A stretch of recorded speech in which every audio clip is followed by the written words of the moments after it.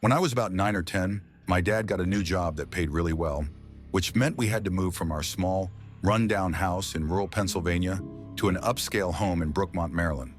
While my parents were thrilled about the move, I wasn't particularly bothered. I was an introverted kid who didn't have many friends to leave behind, so I adjusted to the new environment fairly quickly.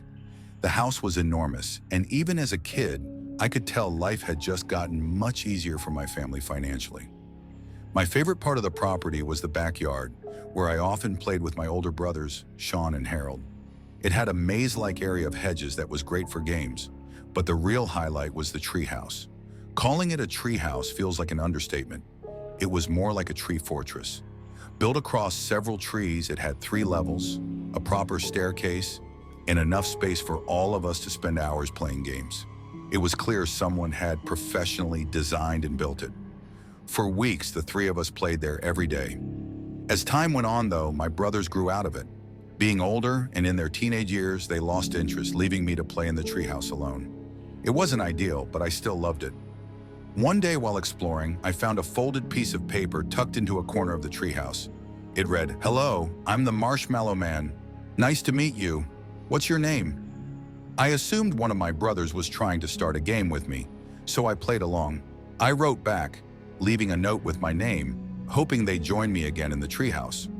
Over the next few days, I found more notes, each with playful or silly questions that sounded like something my brothers might write. But soon the notes started to feel off. The questions became more personal. "What's your favorite time of day to play outside?"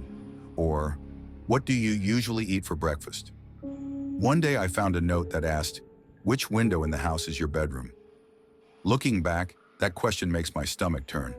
At the time, I still thought it was just my brothers messing with me, so I kept responding. But the final straw came when the Marshmallow Man left a disturbing question. "What do your pajamas smell like?"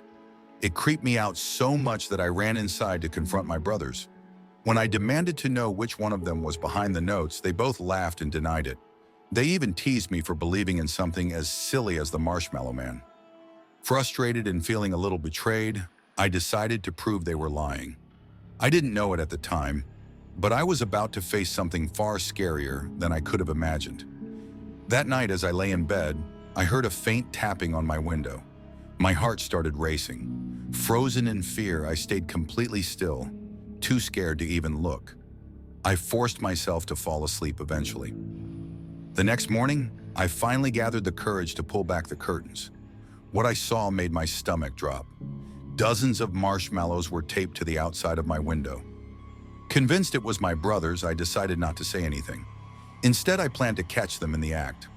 That night, I stayed awake, waiting for the tapping sound to start again. When it did, I jumped out of bed and yanked open the curtains, ready to call them out. But it wasn't my brothers. Outside my window stood a man. He looked old and disheveled, with yellowed eyes, patchy hair, and rotting teeth. His smile made my blood run cold. I screamed louder than I ever had before. My parents came rushing into the room, but by the time they got there, the man was gone. The police were called, and they searched the entire property, including the tree house and surrounding woods, but found nothing. They took the notes as evidence, though I doubt anything ever came of it. My parents told me to stay away from the treehouse after that, but honestly, I didn't need to be told twice. Even years later, whenever I visit my parents, I can't help but glance at that treehouse and feel a shiver run down my spine. It's one of the scariest memories of my life, and lately it's been on my mind more often. My youngest son recently left for college, and while I'm proud of him, memories like this remind me how much the past can linger.